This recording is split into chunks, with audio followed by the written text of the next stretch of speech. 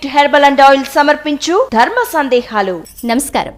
ధర్మ సందేహాలు కార్యక్రమానికి స్వాగతం. అనునిత్యం ప్రేక్షకులు ఎన్నో సందేహాలను కలిగి ఉంటారు. వాటన్నిటిని నివృత్తి చేసే ఏకైక కార్యక్రమమే భక్తి టీవీ నిర్వహిస్తున్నటువంటి ధర్మ సందేహాలు కార్యక్రమం. మరి ఈనాటి కార్యక్రమానికి కూడా ప్రేక్షకులు వారికి కలిగిన సందేహాలను ఉత్తరాలు, ఈమెయిల్స్ ద్వారా మాకు రాసి పంపించారు. వాటిని నివృత్తి చేయడానికి మన ముందున్నారు జ్యోతిర్వైద్యరత్న ఆధ్యాత్మికవేత్త బ్రహ్మశ్రీ సివిబి సుబ్రహ్మణ్య శాస్త్రి గారు. వారిని అడిగి తెలుసుకుందాం. నమస్కారం అండి గురువు గారు. గురువుగారు, మొదటి ఉత్తరం చూద్దామండి. పొదిలి నుంచి వచ్చింది. మాణిక్యరావు గారు పంపించారు. శివుడు ఏనుగు చర్మం ఎందుకు ధరిస్తాడు అని అడుగుతున్నారు. సామాన్యంగా అసురులు, రాక్షసులు శివుణ్ణి గురించి తపస్సు చేస్తుంటారు, శివభక్తులుగా ఉంటుంటారు, తమ వరాలు కోరుకుంటుంటారు. గజాసురుడు అనే ఆయన శివుణ్ణి గురించి తపస్సు చేసి నువ్వు నా లోపల ఉండాలి అని కోరుకున్నాడు. అంటే ఇక్కడ మనం గమనించాల్సింది ఏంటంటే, భగవంతుడు అంతటా నిండి ఉన్నాడు కదా.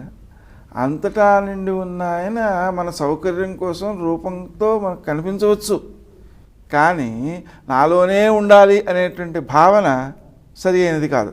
అంటే ఆయన అంతటా నిండి ఉన్న స్థితిని మనం బాగా ఇరుకుని పెట్టేశాం అన్నమాట. భక్తుల మాట కాదనలేడు కాబట్టి ఆయన అంగీకరించాడు. అయితే వాడికి ఒక అనుమానం ఉంది, ఎలాగైనా ఎప్పుడప్పుడు ఎందుకో చంపేస్తారు, నేను చనిపోయిన తర్వాత కూడా నా చర్మ నువ్వు ధరించాలి అనే భావాన్ని కూడా వాడు కోరుకున్నాడు. ఈ గజాసురునిలో శివుడు ప్రవేశించాక ఆయన్ని ఎలాగైనా బయటికి తీసుకురావాలి అనే భావనతో విష్ణుమూర్తి, గణపతి మారువేషాల్లో వెళ్ళి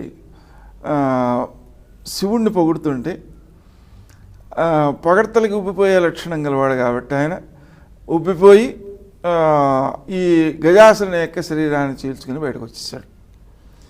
కానీ తన భక్తుని యొక్క మరణానికి తాను కారణమైనాడని, అలాగే అతని యందు ప్రేమ మొదలైనటువంటి వాటిని వదలలేక అతనికి ఇచ్చినటువంటి వరాన్ని కూడా దృష్టిలో పెట్టుకుని ఆ గజాసురుని యొక్క చర్మనే తాను వస్త్రంగా ధరించాడు. అందుకనే గజ చర్మాంబరధారి అని శివునికి ఉన్న నామాల్లో ఒక నామం అన్నమాట. ఆ చర్మని మామూలుగా చాలా దూరంగా ఉంచుతుంటాం, వాసన వస్తుంటుంది మొదలైనటువంటి కారణాల వల్ల. కానీ ఆయన అటువంటి వాటిని అన్నిటినీ కూడా జయించినవాడు కాబట్టి వాటికి అన్నిటికీ అతీతంగా ఆ చర్మాన్ని ఆయన ధరించాడు కాబట్టి గజ చర్మాంబరధారి అయ్యాడు. గురువుగారు, మరో ఉత్తరం చూద్దామండి. పెడన నుండి రామకోటయ్య గారు పంపించారు. ఆలయానికి వెనుక ఉన్న స్థలంలో ఇల్లు కట్టుకోవచ్చా అని అడుగుతున్నారు. నిజానికి ఆలయ సమీపంలో ఇల్లు కట్టుకోవడం శాస్త్రీయమైన విధానం కాదు. దాని నీడపడకూడదు, శిఖరం యొక్క నీడపడకూడదు అనేటువంటి ధోరణి ఒకటి, మామూలుగానే ఆలయానికి దగ్గరలో మనం కట్టుకోకూడదు అనేటువంటిది మరొకటి. కారణాలు ఏమిటి అంటే, వాస్తుశాస్త్రరీత్యా దర్శించినప్పుడు ఆలయానికి వచ్చేటువంటి భక్తులకు ఇది ఆటంకాన్ని కలగజేస్తుంటుంది. అలాగే ఈ ఆలయానికి వచ్చేటువంటి వారు తమ యొక్క ఇబ్బందులన్నింటినీ కూడా భగవంతునికి నివేదించుకుని వదిలేసి వెళ్ళిపోతుంటారు.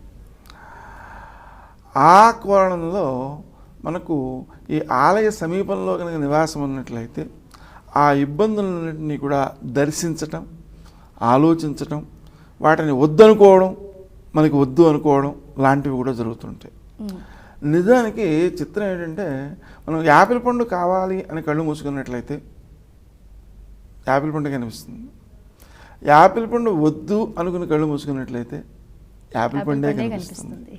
అంటే ఆ రూపానికి వద్దు అనే భాష తెలియదు, కావాలి అనే భాష తెలియదు. ఆ కారణంగానే మనకు సిగరెట్ తాగకూడదు అనేటువంటి ప్రకటన చేయడం కోసం సిగరెట్ బొమ్మ వేసి దానికి ఒక రౌండ్ చుట్టి దాని మీద అడ్డంగా ఇంటూ మార్కు పెడుతుంటారు. కారణం ఏమిటి అంటే, సిగరెట్ తాగవద్దు అనడానికి రూపం లేదు కాబట్టి. నిజానికి అలా ఉన్నందువల్ల ఏమవుతుంది, మనం పిల్లవాడిని పెట్టి తీయకురా అన్నాం అనుకోండి, తీయడానికి చూస్తాడు. అలాగా చిన్న వయసు కలిగినటువంటి వారిలో ఆ ప్రకటన వారు ఆశించిన ప్రయోజనాన్ని కాకుండా వ్యతిరేకమైన ప్రయోజనాన్ని కల్పించే ప్రమాదం ఉంది. అందువలన ప్రకటనలు ఇచ్చేటప్పుడు కూడా చాలా జాగ్రత్తగా ఎలాంటి ప్రభావాన్ని చూపిస్తోంది అనే సర్వే చేసి అటు తర్వాత చేయడం బాగుంటుంది. సరే, ప్రస్తుతాంశంలో దేన్ని వద్దనుకుంటే అది కూడా సిద్ధిస్తుంటుంది కాబట్టి ఈ ఆలయానికి వచ్చేటువంటి వారందరూ కూడా మనకి దర్శనమిస్తూ వాళ్ళు పొందేటువంటి ఇబ్బందులు మనం వద్దనుకుంటే అవి మనం పొందేటువంటి ప్రమాదం కూడా ఉంది. కాబట్టి మనం ఆలయానికి దూరంగా ఉండడమే మంచిది. విశేషించి మనం ఆలయానికి వెళ్ళి దర్శనం చేసుకోవడం చాలా మంచిది. ఆ వెళ్ళడం వలన చాలా ప్రీతి అనమాట. అంటే మనకు కొంచెం దూరంగా ఉండేటువంటి ఆలయానికి కూడా నడిచి వెళ్ళాము అంటే ఆ భక్తికి ఇది పరాకాష్ట.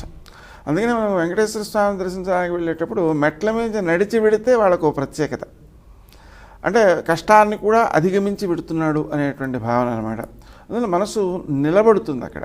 మీకు మనతోనే మనమే పరీక్షించుకోవచ్చు. ఆ మెట్లు ఎక్కుతున్నప్పుడు గోవిందా గోవిందా గోవిందా అనేటువంటి నామం కలిగినంతగా, దాని యందు మనసు నిలిచినంతగా, ఏ చిన్న కారులోనూ ఏసీ కారులోనూ వెళ్ళిపోతుంటే కబుర్లు వస్తాయి కానీ గోవిందనామం రాదు. అంటే తాత్పర్యం ఏంటి? ఈ కష్టంలోనే ఆ నామస్మరణ అనేటువంటిది, ఆ భగవత్ స్మరణ అనేటువంటిది ఎక్కువ స్థాయిలో కొనసాగుతుంది. ఆ భగవంతునికి దగ్గరదనాన్ని కలగజేస్తుంది అన్నమాట. కాబట్టి మనం ఆ విధంగా చేయటం అనేటువంటిది చాలా శ్రేయస్కరం. మనకు ఆ వద్దు అనేటువంటి భావన రాకుండా ఉండడానికి దూరంగా ఉండడమే మంచిది. Pain fit herbal and oil సమర్పించు ధర్మ సందేహాలు. ధర్మ సందేహాలు కార్యక్రమంలో ఇప్పుడు ఒక చిన్న విరామం.